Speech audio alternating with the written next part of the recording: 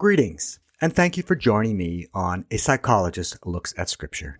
I am Peter Doherty, a Catholic priest and a psychologist.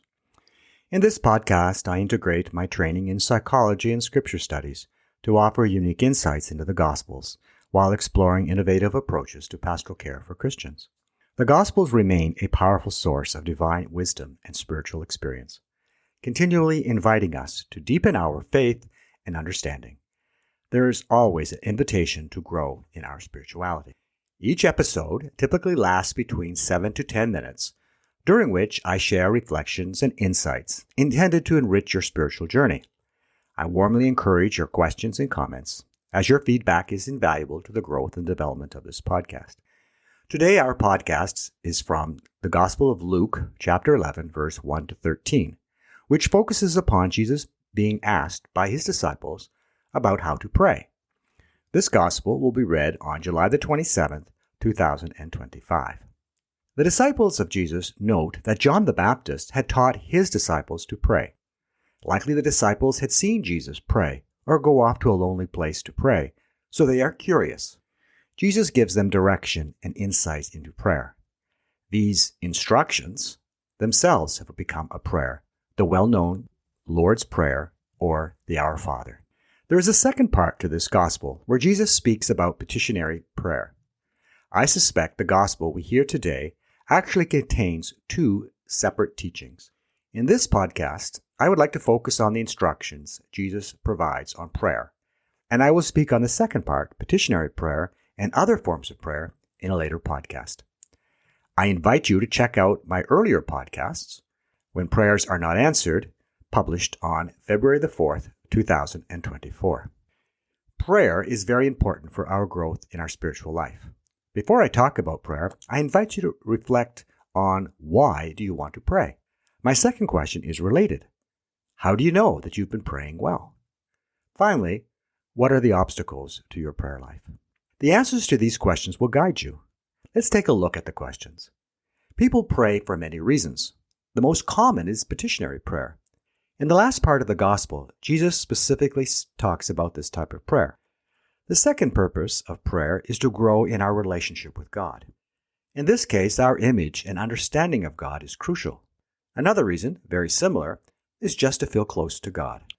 I suspect this is the reason behind rote prayers, such as the reciting of the rosary and reading from the breviary. I have often asked the question, how do you know that you've had a good prayer time? Often the response I hear is that people feel at peace and a closeness to God. I am glad that they can describe their time with God as peaceful, but I encourage them not to be so sure peace is a sign of God's presence. We will soon hear in 2 weeks that Jesus didn't always come to bring peace. Check out Matthew chapter 25, verse 14 to 30. Stay tuned. Sometimes we inadvertently put words in God's mouth. We can project our needs onto God. Be careful. Sometimes God will challenge us, and we will not always feel peaceful when we are confronted with those challenges. We may be confronted to look at aspects of ourselves that we would prefer not to. Keep in mind that not every crisis is a bad thing. You could be on the threshold of some personal and spiritual growth. Often I hear people who sincerely want to pray complain that they cannot shut off the chatter in their brain so they can pray in peace. I have to admit, I sometimes struggle with this myself. They tell me that a few minutes of trying to be silent, their brain starts to be busy planning, and their thoughts interfere with their attempts to pray. This is a common experience. I urge people to be gentle with themselves. If you find your mind wandering, gently bring it back. You might realize that something is bothering you and demanding your attention. You might find yourselves feeling sleepy and want to rest. That is okay. Pay attention to your needs. Some people wonder if prayer actually makes a difference in their lives. I encourage my listeners to read the article in WebMD Archives entitled Probing the Power of Prayer. This brief article outlines the recent psychological research on the efficacy of prayer. The researchers focused on petitionary prayer where people were praying for healing. They measured such variables as length in time in the hospital to recovery rates. The results were mixed. I am not surprised. I propose that when we look at the value of prayer, we need to look at many different variables or aspects. I would also like to add that the prayer of discernment, that is, asking for a sign from God to assist you in making choices, does make sense. Just be careful, though, that the signs you ask for will not impact your life. For example, praying for God's assistance to be offered a particular job to indicate God's will is risky, because God might not be calling you to that particular job. So let's look at the gospel. Jesus starts his instruction by referring to our Father. This recognizes a community aspect to our faith. God calls us as individuals, but also calls us as a community. Jesus invited disciples to follow him before his miracles or teachings. He wanted to build community. The second word, Father, speaks about the relational quality of our God. Our God is not just a supreme being, or a God who creates the universe and like a clock winds it and then leaves it. Our God is actively involved in his creation. Some people, because of unfortunate experiences, have problems understanding or relating to God as Father. No problem. Choose to see God as Mother. If seeing God as Mother brings you closer to God, this is great. The next line tells us that God is from heaven. What does this mean? We are reminded that God, who is from heaven, sees more than we do, who are from earth. It's important that we remember this when God acts in ways that we do not want or understand. I remind people whose prayers were not answered in the way they wanted that God sees more than we do. The next part reminds us that God's name is holy.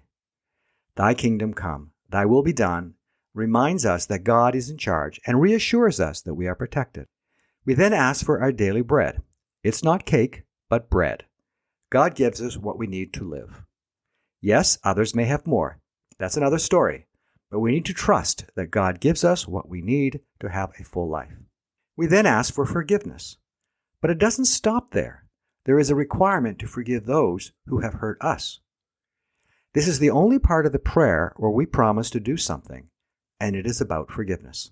I have spoken on forgiveness before in earlier podcasts, and you can read the book that I co-authored with Patty Ann Kay entitled Forgiveness, Breaking Free and Moving On for more in-depth suggestions. At the end of prayer, we ask to be protected from temptation and be delivered from evil. Many Christian groups include a recognition that God is the kingdom, the power, and the glory. It's a beautiful ending. Finding time to pray can be a problem in our busy world. I recommend choosing short periods of time rather than attempting long periods of prayer. Let go of any expectations of prayer. Spending any time in prayer is a plus. I'm reminded of couples who have been together for a long time. They don't always need to talk. Often, simply being in the presence of the other is satisfying and nurtures their relationship. Let it be the same with you and God. In future segments of this podcast, I will be speaking about petitionary prayer and using your imagination when praying the scriptures. Our imagination can be a powerful instrument in unlocking the value of prayer for us. Thank you for joining me today. Next week, we'll explore a passage from the Gospel of Luke, where Jesus teaches his disciples about what to value in life. If you are new to the podcast, I invite you to explore previous episodes available on major podcast platforms and YouTube. If you are a regular listener to YouTube, I invite you to subscribe. I urge you to share with friends who have an interest in Scripture. Remember that new episodes are released every Sunday, focusing on the upcoming week's Gospel. Your feedback is always welcomed and essential to the continued growth of this podcast. I would like also to express my gratitude to my team members, Heather Patel-Doherty and Rachel Coulombe, for their invaluable support in preparing each episode. For questions or comments, please feel free to contact me at peter.doherty, that's DOHERTYOMI, @gmail.com. May God bless you abundantly.